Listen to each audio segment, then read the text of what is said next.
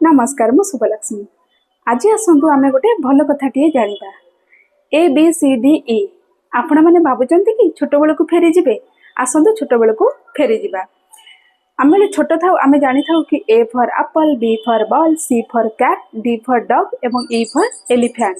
से आम छोट थिलु बही पढ़ी ABCD शिखि था। तापर आम जो आम युवावस्था को आसी था से पुणी से ही ABCD आउ थे आम लाइफ रे जोड़ी हो जाए। जमी A for Android, B for Bluetooth, C for currency, D for dance एवं E फॉर एंजॉय। आम से अवस्था रे लाइफ को बहुत एंजॉय करि थाउ, भल भल जगह बुली थाउ, भल भल जिनस खाई थाउ। आम जो वृद्धावस्था को आसी था पुणी से ABCD आउ थे जोड़ी हो जाए। जमती A for arthritis, B for blood pressure, C for cholesterol, D for diabetes और E फॉर इमरजेंसी। एसबू को सामना करने किसी छोट कथा नुहे। ABCD आमको केबे भी छाड़ी जाए ना, केतबेले आम पई भल होइथाय तो केतबेले आम पई खराब होइथाय। आसंतु आमे आज नुआ ABCD को फॉलो करिबा, जहा द्वारा आम गोटे सुस्थ लाइफस्टाइल एंजॉय करिबा।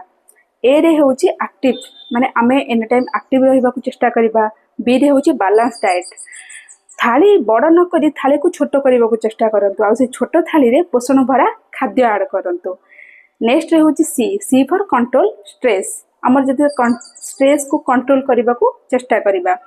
डी रे होची ड्रिंकिंग वाटर। प्रत्येक दिन आम शरीर पई जतिकी पानी दरकार सेतिकी पानी ग्रहण करिवे, आपण माने ग्रहण करिबा दरकार। ई रे होची अर्ली स्लीप। आमे माने प्रत्येक दिन राति रे जल्दी सोइबा को चेष्टा करिबा और राति रे 7 ରୁ 8 घंटा निद नेबा निहाती दरकार। आपण माने जदि ABCD को फॉलो करूचंती ना ताले सारा जीवन सुस्थ रहिबे आ गोटे हेल्दी लाइफस्टाइल को एंजॉय करिवे। आपण माने ABCD फॉलो करिवे ना, मते कमेंट रे जणाइबे।